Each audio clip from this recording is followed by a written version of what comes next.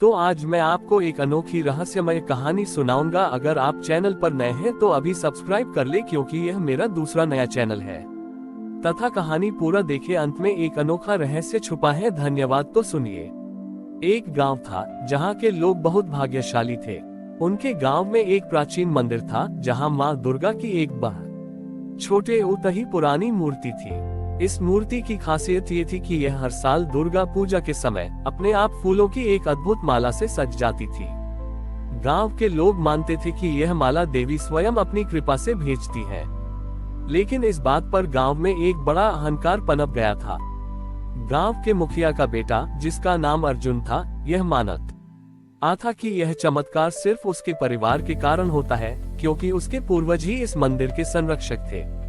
अर्जुन बहुत घमंडी हो गया था। गांव में एक गरीब बूढ़ा माली था जिसका नाम किशन था। किशन अपने छोटे से बगीचे में बहुत ही प्यार से फूलों को उगाता था। वह हर साल दुर्गा पूजा के समय अपने बगीचे से कुछ फूल तो अड़कर लाता और उन्हें पंडाल के पास रख देता, लेकिन कोई उन फूलों पर ध्यान नहीं देता था। इस साल दुर्गा पूजा से ठीक पहले एक बड़ा सूखा पड़ा। गांव के सारे बगीचे और खेत सूख गए। कोई भी फूल नहीं खिल रहा था। गांव के लोग बहुत चिंतित थे। उन्हें लगा कि इस साल मां दुर्गा की मूर्ति को सजाने के लिए कोई माला नहीं होगी और देवी उनसे नाराज हो जाएंगी। अर्जुन ने बहुत कोशिश की। उसने शहर से महंगे फूल मंगवाए, लेकिन वे मुरझा गए। उसने हर जगह से फूल ढूंढे, लेकिन उसे कहीं भी कोई फूल नहीं मिला। वह बहुत निराश था। उसे लगा कि उसका अहंकार अब टूट रहा है। 9वें दिन जब पूजा समाप्त होने वाली थी तो गांव के सभी लोग उदास होकर मंदिर में इकट्ठा हुए। वे मां की मूर्ति को देख रहे थे, जो बिना माला के उदास दिख रही थी।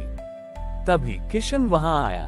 वह अपने हाथों में एक छोटा सा गमला लिए हुए था, जिसमें एक ही फूल खिला हुआ था।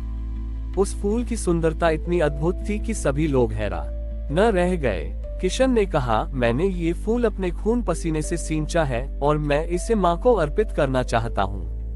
जब किशन ने वह फूल मां की मूर्ति को चढ़ाया तो एक चमत्कार हुआ। वह अकेला फूल पूरी माला में बदल गया। वह माला इतनी सुंदर थी कि गांव के लोगों ने आज तक ऐसी माला नहीं देखी थी। सभी लोग हैरान रह गए। अर्जुन को अपनी गलती का एहसास हुआ।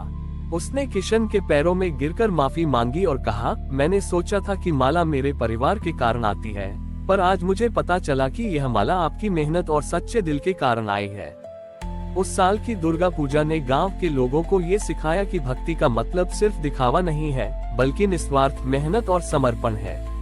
और मां की सबसे बड़ी कृपा तभी मिलती है जब हम अपने अहंकार को छोड़कर अपने कर्मों को ईमानदारी से करते हैं। किशन की मेहनत और सच्ची भक्ति ने अर्जुन के अहंकार को तोड़ दिया था। अब वह सिर्फ एक घमंडी इंसान नहीं था, बल्कि एक विनम्र और दयालु व्यक्ति बन गया था। उसने किशन से माफी मांगी और उनसे कहा कि वह भी उनके साथ मिलकर फूलों की देखभाल करना चाहता है। अगले साल की दुर्गा पूजा आने वाली थी। इस बार अर्जुन ने कोई फूल खरीदने की कोशिश नहीं की। इसके बजाय उसने किशन से माली का काम सीखा। वे दोनों मिलकर गांव के हर घर में एक एक पौधा लगाने लगे। उनका लक्ष्य था कि इस साल की माला किसी एक के बगीचे से नहीं, बल्कि पूरे गांव के बगीचों से बनेगी।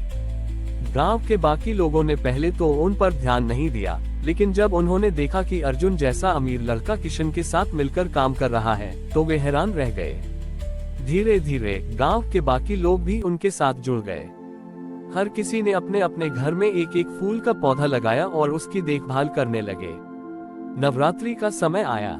इस बार गांव में कोई बड़ा पंडाल नहीं था, न ही कोई भव्य मूर्ति। इसके बजाय हर घर के सामने फूलों के पौधे लगे हुए थे। 9वें दिन जब पूजा समाप्त होने वाली थी तो गांव के सभी लोग एक जगह इकट्ठा हुए।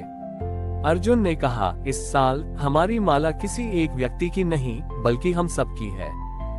गांव के लोग अपने अपने घर से फूल लेकर आए और उन्होंने उन फूलों को एक साथ जोड़कर एक बहुत ही सुंदर माला बनाई। वह माला बहुत लंबी थी और हर फूल में एक अलग ही सुगंध थी।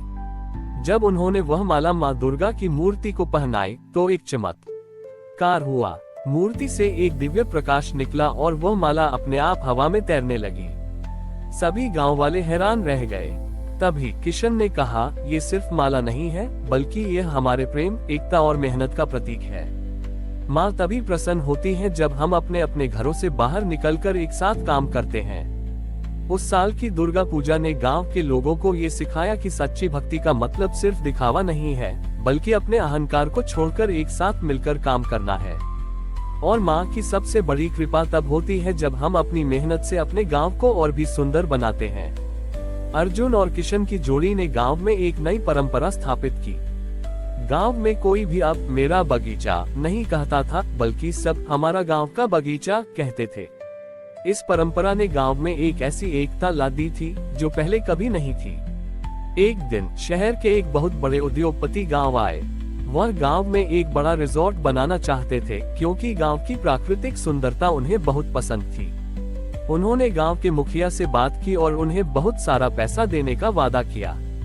उद्योगपति ने कहा, आपके गांव की सुंदरता को हम दुनिया के सामने लाएंगे। गांव के मुखिया और लोगों ने इस प्रस्ताव पर विचार किया।